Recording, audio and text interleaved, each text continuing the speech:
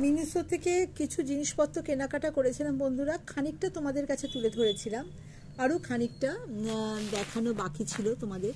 তো সেইগুলো আমি আবার নিয়ে এসেছি, মানে বাকি যতটুকু ছিল সেটা আমি তোমাদের কাছে আমি আবার এই ভিডিওর মাধ্যমে তুলে ধরছি বন্ধুরা।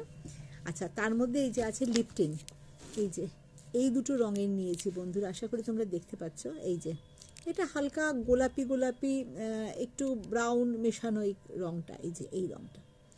আর এটা হচ্ছে একটা পার্পল কালারের। এই দুটো লিপটিন নিয়েছি।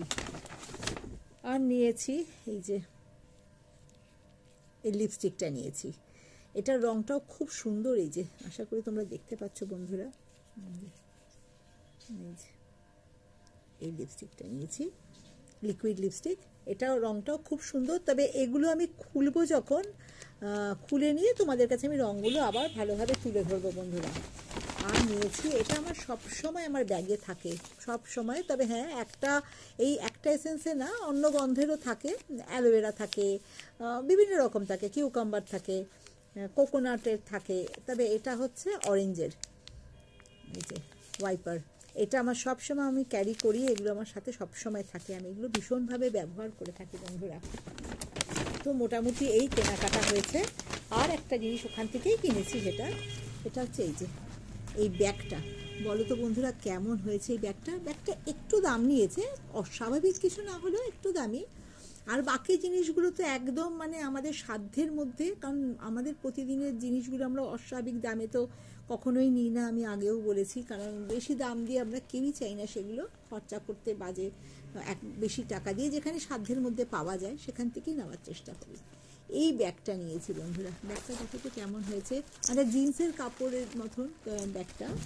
আর তার সাথে এই যে বেল্টটা দেখছো, এই বেল্টটা হচ্ছে লেদারের, এই বেল্টটা লেদারের, আর এই যে ফিনিশিংটা পুরো লেদার ফিনিশিং।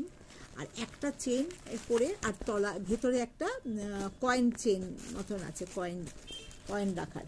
এই যে এইটা খুব সুন্দর, ভীষণ সোবার দেখতে, তাই জন্য এটা নিয়ে নিলাম। এটা যেমন সালোয়ার কামিজের সাথে ভালো লাগবে, তেমনি জিন্সের সাথেও পরলে খুব সুন্দর লাগবে, জিনিসটা জিন্সের মতনই দেখতে এই ফিনিশিংটা।